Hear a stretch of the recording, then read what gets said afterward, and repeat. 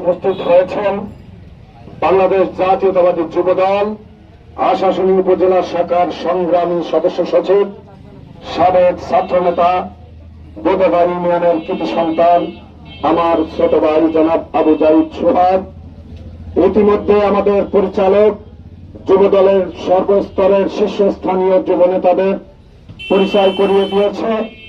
মাগরিবের নামাজ আগত, এজন্য আমি সবে বলছি, যুবদলের উপজেলা পর্যায়ের শীর্ষ নেতৃবৃন্দ, আশাশুনি উপজেলা যুবদলের প্রাণ, যাদেরকে আমরা ডাকা মাত্রই প্রাণ ভূমিরায়ের মতো ছুটে আসে, আমাদের সংগঠিত 11টি ইউনিয়ন যুবদলের আহ্বায়ক সদস্য সচিব, সিনিয়র যুগ্ম আহ্বায়ক সহ 11টি ইউনিয়নের যুবদলের কমিটি, যারা আমাদেরকে প্রাণ দেয় প্রত্যেকটি প্রোগ্রামে। আমি যুবদলের আজকের অনুষ্ঠানের সভাপতি হিসাবে তাদেরকে প্রথমেই কৃতজ্ঞতা এবং ধন্যবাদ জ্ঞাপন করি।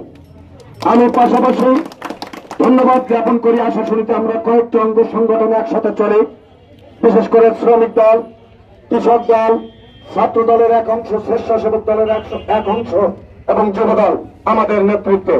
আমরা আজকে সময় স্বল্পতার কারণে তাদের পরিচয় এবং বক্তব্য দিতে পারিনি, এজন্য যুবদল আপনাদের কাছে ক্ষমা প্রার্থী। থানা পর্যায়ে তাদের নেতৃবৃন্দ আমাদের মাঝে উপস্থিত হয়েছেন। আমরা আপনাদেরকে সিনিয়র ভাই হিসাবে এবং আমাদের একসাথে পথ চলায় ভুল ভ্রান্তি এবং আজকের সময় না দিতে পারার জন্য ক্ষমা চেয়ে নিচ্ছি। পাশাপাশি আপনারা যারা উপস্থিত হয়েছেন যুবদলের নেতাকর্মী, আপনাদেরকে ধন্যবাদ জ্ঞাপন করছে মিডিয়ার বন্ধুদের, যারা সর্বসময় আমাদের সঠিক বার্তা কলম সৈনিক হিসাবে যুবদলের সাথে তথা দেশ ও জাতির সাথে সহযোগিতা করে এই ফ্যাসিস্ট সরকারকে পতন ঘটিয়েছে। আমরা তাদেরকে ধন্যবাদ জানাই। আমি বক্তব্যের প্রারম্ভে একটি কথা বলতে চাই, স্পষ্ট ভাষায় বলতে চাই, আমরা শেখ হাসিনার আমলে 17 বছরে পালাই নাই। আমরা স্পষ্ট ভাষায় বলতে চাই, আমাদের কোন নেতা কর্মী ছদ্মবেশে আওয়ামী লীগ জামাতের সাথে, জাতীয় পার্টির সাথে আঘাত করে নাই। আপনার জামাতের লোক 17 বছর রাজপথে না থেকে আমাদের যুবদল, ছাত্রদল, বিএনপির সাথে বিএনপিতে যোগ দিয়েছি বলেছিলেন। আপনার আওয়ামী লীগের সাথে যোগ দিয়েছি বলেছিলেন।